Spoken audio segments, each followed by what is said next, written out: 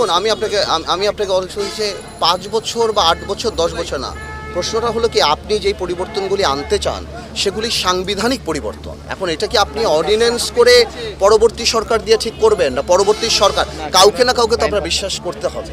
তো সেই ক্ষেত্রে আমার মনে হয় ছাত্রদের বা আমাদের রাজনীতিবিদদের মাঝখানে একটা সেতু বন্ধন হওয়া উচিত, যেখানে তাদেরটা আমাদেরটা সব কিছু দেয়, তাদের ডিমান্ডও ভ্যালিড 100%। প্রবলেমটা হলো এক্সিকিউশনের ওয়েটা কীরকম হবে সেটা নিয়ে আমরা চিন্তা করি। বাট আমার সাথে এখনও ছাত্রদের কথা হয় নাই, সো এই কারণে I am not in a position to comment যে আমি কীভাবে বলবো।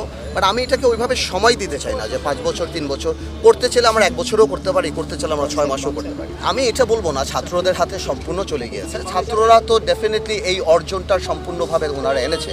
আমরা হয়তো কিছু পার্ট আমরা ওনাদের জন্য জেলে গিয়েছি, ওনাদের পক্ষে দাঁড়িয়েছি, বাট এই অর্জনটা তো ওনাদেরকে মূল্যায়ন করতে হবে। রাষ্ট্র পরিচালনা করতে গেলে সিনিয়র জুনিয়র এক্সপিরিয়েন্স সবাইকে মিক্স করেই করতে হবে যদি আপনি চান।